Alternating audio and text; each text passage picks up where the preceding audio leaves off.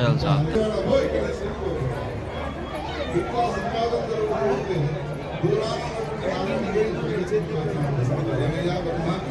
మంత్రాలతో కార్యక్రమాన్ని కొనసాగించవలసిన మంత్రాలు నాకు ముచ్చట్లు పెడుతున్నారు.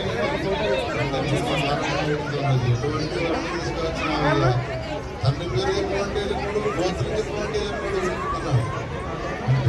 అలాగోదయ్యా వాళ్ళ ఆచార ప్రకారం మాట్లాడకూడదు, మౌనంగా ఉంటారు.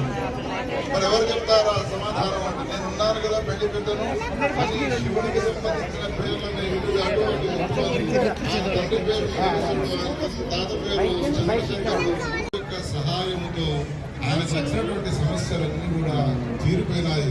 పెళ్లి మహోత్సవం వైభవంగా జరుగుతుంది. గౌరీ శంకర భగవానికి నమః పార్వతీపతయే హర హర.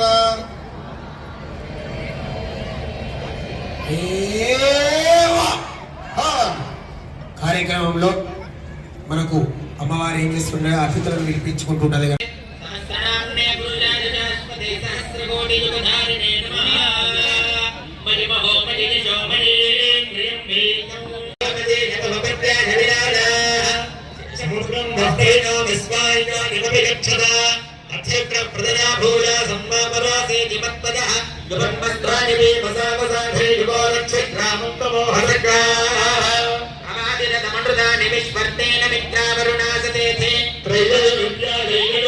సూచన మేరకు శివధనుర్భంగం జరిగినది. పుష్పమాలికను స్వయంవర మంటపంలో రాముని మెడలో వేసిన తర్వాత కళ్యాణం జరిగినది అనే విషయం అందరికీ తెలుసు.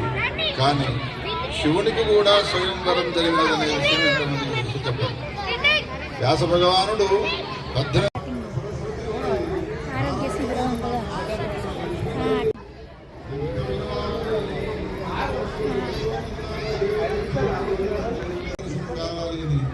ఆమె సంకల్పించింది.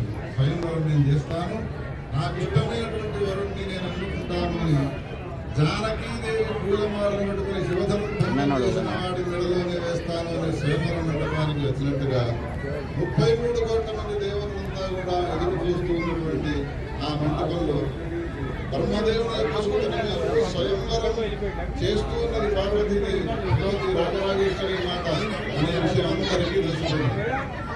ఆమెను పెళ్లి చేసుకోవాలనే కోరిక ఎవరికి ఉండదు కనుక ఒక్కొక్క దేవత దగ్గరికి వెళ్ళి అడుగుదాం, దేవతలారా ఎందుకు మీకు ఆమెను పెళ్లి చేసుకోవాలని కోరుకోలేదంటే అనంతకోటి బ్రహ్మాండాలకి ఆమె ఉన్నాయి.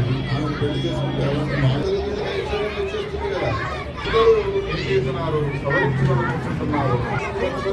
సభామండపం మధ్యలో ఉండి అందరూ చూస్తుండగా మహాకాల శివలింగం అంట.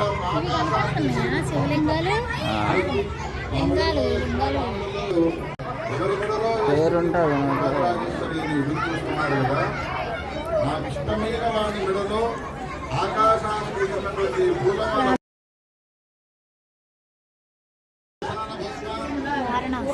విరూపాక్షుడు కపాలమాల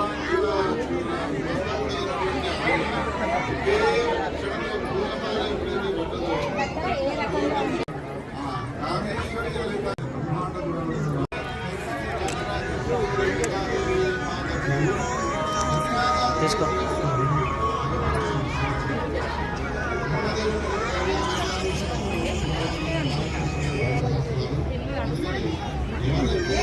కన్యాదానం చేయించాల్సిన అవసరం ఉంటుంది. మరి ఈ సభాభవనంలో ఎవరైనా